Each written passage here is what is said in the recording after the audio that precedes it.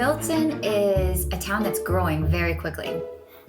We've been here for a year and a half, just over, and even in that year and a half, we've seen huge expansion in terms of houses that are being built, property prices increasing as well, and then just changes in new people who are coming into our community. The downside, perhaps, is the commute to work. When you get to the GO train station, struggle for a parking spot. I mean, we have one vehicle. We would like to rely solely on public transportation to get us to and from the city. However, it doesn't always work out that way. As young professionals living in the city, meeting each other, getting married, having a condo, we could both walk to work. So we had that real neighborhood feel of where we lived and worked. Two-bedroom condo in Toronto. It gets to a point where, again, you want to more space.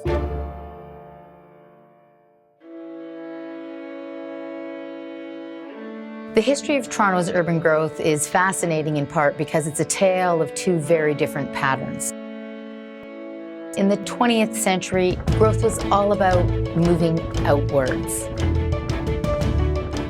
In the 21st century, it's all about coming back in again.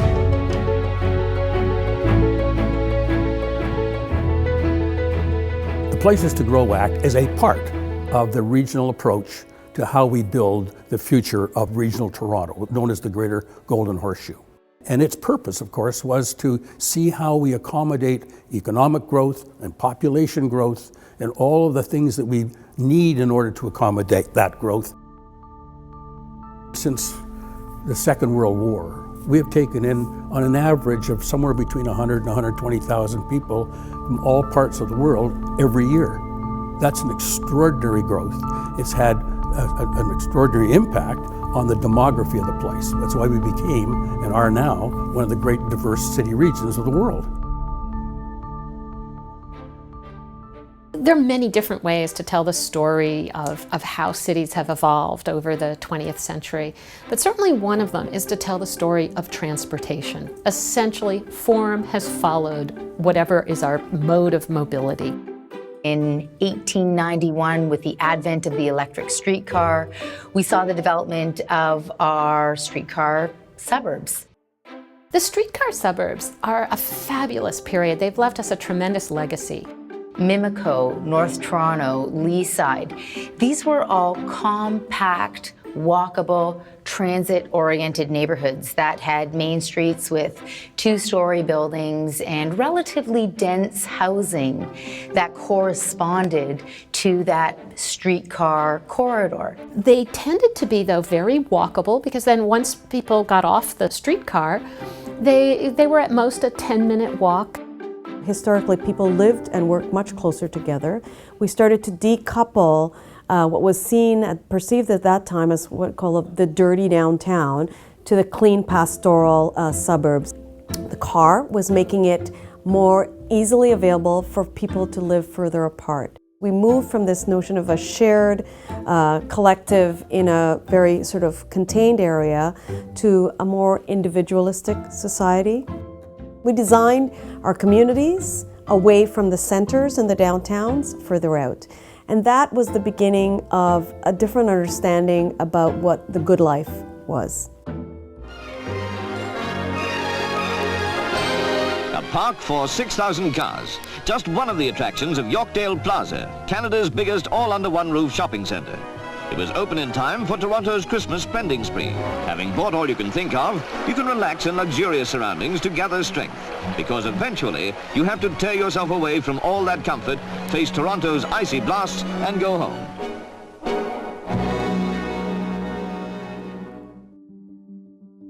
Toronto's 20th century growth was a patchwork quilt of what I call rival cities. They are districts or neighborhoods or collections of streets populated by people who first arriving in the city, who are clustering together in order to provide each other mutual support financially, in migration, in small business, in employment. That has been interrupted in the 21st century by a change in the dynamics of Toronto, in large part because of the success of the 20th century newcomers. The old 19th century high-density housing districts in the central core that had provided the landing pad for many different generations of immigrants no longer are affordable to newcomers. The definitive form of housing in Toronto and really in Canada in general is the slab apartment building in the suburbs. Suburban apartment living is unique to Canada. Toronto alone has 2,000 of these huge suburban apartment buildings, and these have become the place where new immigrants tend to arrive and settle. When I first arrived in Canada, when I moved here in Thorncliffe, I really felt home. I didn't feel that I am in a new country. I could relate myself living in India here. It's quite similar, multicultural, densely populated, and I felt a sense of belonging to this place. And I think the way Thorncliffe has been designed and planned in 60s with these high-rise buildings, I think whoever planned it was really an intelligent person.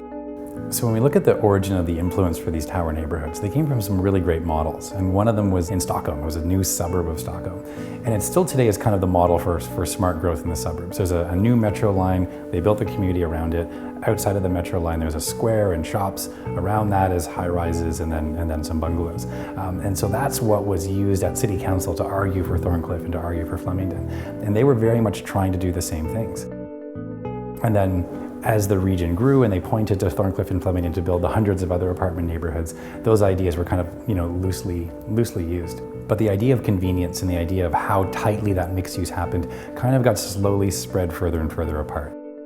We start to see a real transition to large-scale master-planned communities that are no longer mixed use, but are simply residential housing. And this, too, is a continuation of the outward growth in the city. It includes Meadowvale, Erin Mills, Don Mills. These were all master-planned communities that were really oriented around the car. And it's not a coincidence that at the same time, the 400-level series highways were developed in the region. When we hit the 21st century, something different happens. We hit 2002, and a new official plan comes into effect in the City of Toronto context. That's about something different. It's about growing inwards. At this point, the thinking shifts to be about intensification, infill, using existing assets and resources and densifying along those existing assets and resources, like schools, like transit corridors, like existing main streets, instead of perpetually pursuing new greenfield development. This is a pretty significant change, and it is also supported by and precipitated by the Greenbelt Plan in 2005. Then subsequently followed by the growth plan, which came into effect in 2006. This is really a reorientation in thinking. That idea that the city would continually expand outwards, which was really an unquestioned assumption for about 100 years, is now suddenly questioned. And we start thinking in a different way about how to create a sustainable and a livable region.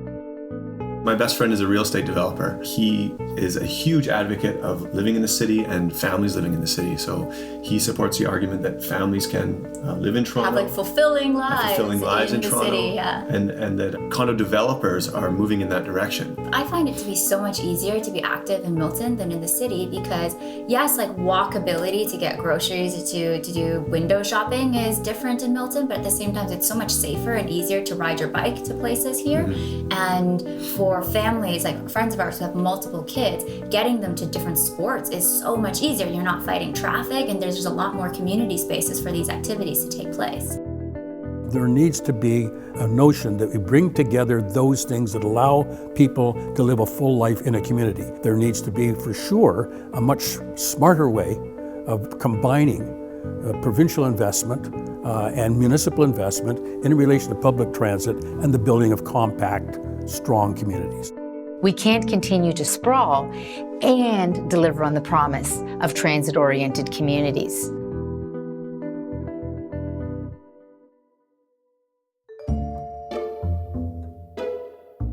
what we wanted was a nice house in a good neighborhood. And good schools. Good schools, and all those things don't come cheap in Toronto, of course, as you know. The house we had in Burlington was beautiful. It was beautiful. We probably didn't use 3,000 square feet. Yeah, we literally did not use half of it. Our basement was probably as big as the entire house here. I was walking home one night, about 9 o'clock, I guess, on a very nice summer night, and I realized I could shoot a cannonball down that street and not hit a single person. Quite a few cars, lots of people driving around, but nobody walking. And if you walked, I used to walk to the GO station most days, or at least walk part of the way.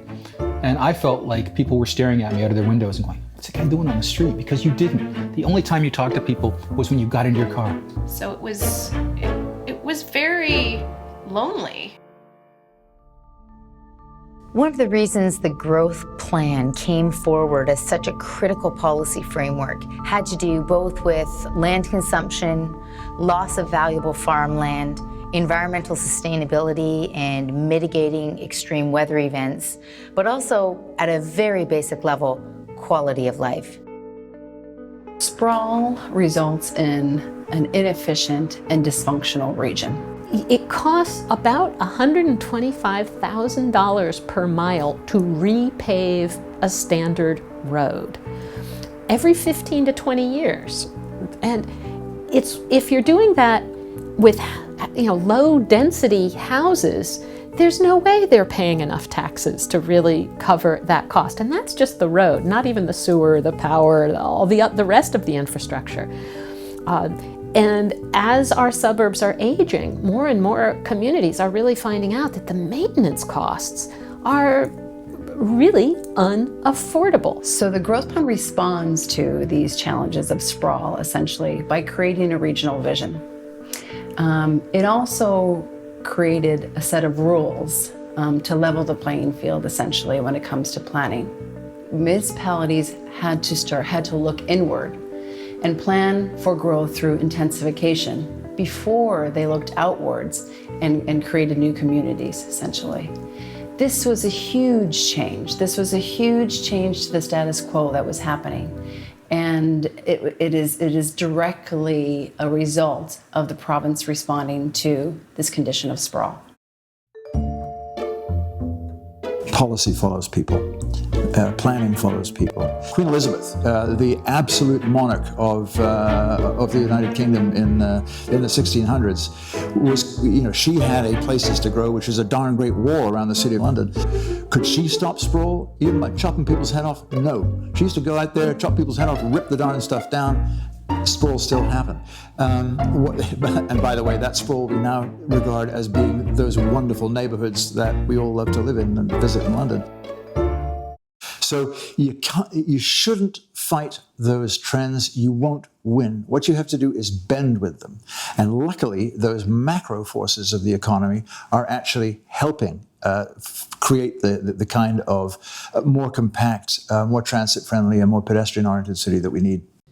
I think it's safe to say that there has been a convergence of factors over the past 20 years that have supported this shift back to urban intensification. And part of it is changing preferences of a new demographic, the millennials or echo boomers, who essentially are saying, you know what, I grew up in that car-oriented suburb and I don't want to own a car. I would rather live in a smaller space and have more public amenity. Live in that walkable neighborhood where there's an opportunity to do all kinds of things a short distance from home.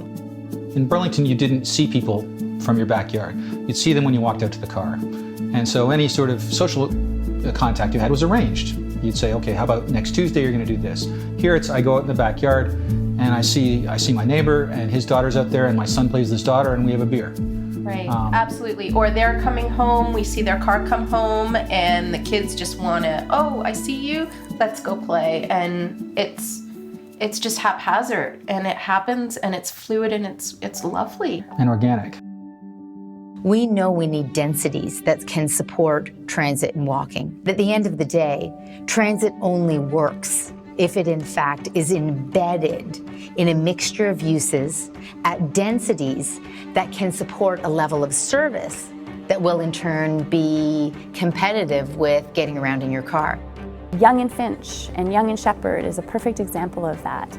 That is a suburban, a Toronto suburb that has reached incredible densities. The subway runs along there and they've taken advantage of the subway, and there's places to live, work, and play within proximity to a transit station. So that's just an example of one place that got it right. Now, not every neighborhood needs to have high-rises, and this is the important thing to keep in mind, that growing and intensifying our neighborhoods can also include gentle density.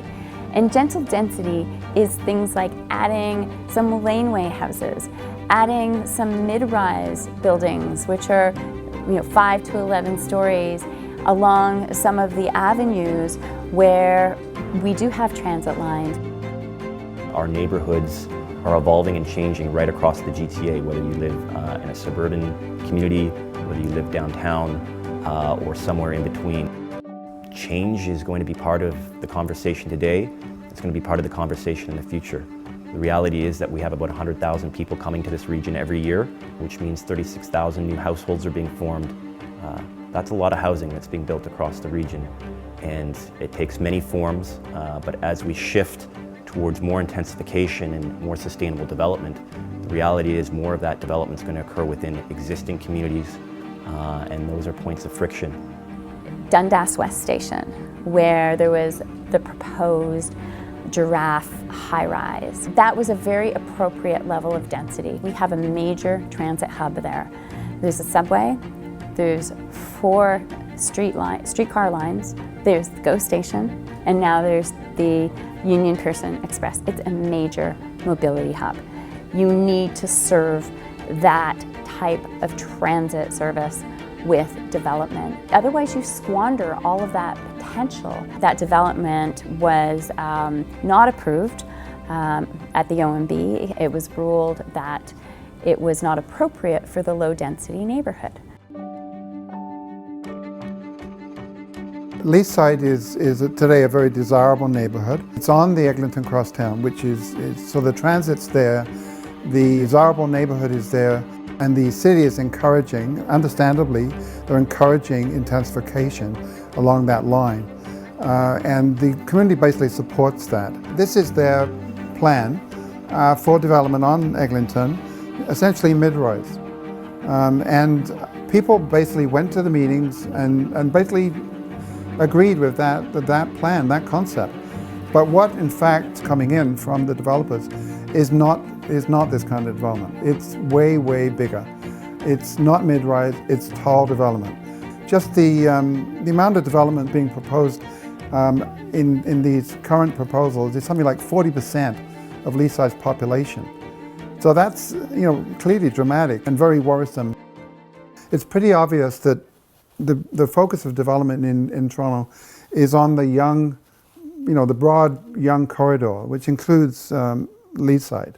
And there's vast swaths of the city where very little is happening. And so our problem is that what we should be doing is spreading this development across so that there's not an excessive amount of pressures on certain desirable neighborhoods. This is where we get into the challenge of the politics of change. A lot of people want to live in these neighborhoods, but they can't afford to. So they're priced out of these prime locations.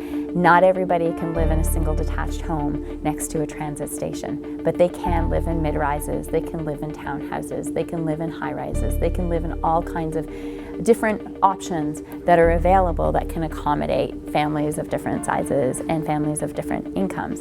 And this is the type of building that we need to be focusing on.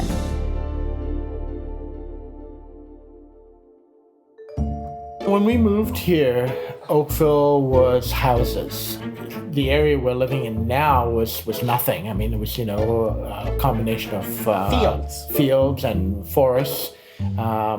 And you didn't see townhouses or anything like that. Little streets full of little houses. There's not a lot of walkability. There's no corner coffee shop. You have to drive everywhere, anywhere you go. And I think over time, that was what we began to realize was missing, or what we were looking for. So, you know, Humber Bay is sort of that in-between. It's still got enough of the suburban feel and enough of the urban feel that it works for us. So now if we can just get through the moving part, we'll be okay. I think Places to Grow has had a profound impact on aligning a whole variety of interests on a regional scale. Now we're still losing farmland. We still have a tremendous amount of green land that is being redeveloped. We have this tension of too much growth in some areas, but as a start, significant inroads have been made to transforming how our region grows. The growth plan identifies over 20 urban centers in the region, which is essentially all of the downtowns of the municipalities. There are some that are much larger than others. And if you look at what is the role of an urban center, if these are going to be your growth magnets, if these are going to be your major transit hubs, if these are going to be your employment anchors, you can't have 20 or 25 of those. You have to pick a couple of core anchors in the region that can really attract a significant amount of growth, that can be linked with good transit. Places to Grow projects that Peel region will have 1 million jobs, almost 1 million jobs by 2041, and we are to plan for that accordingly. By planning for that, I mean putting in the infrastructure and so forth.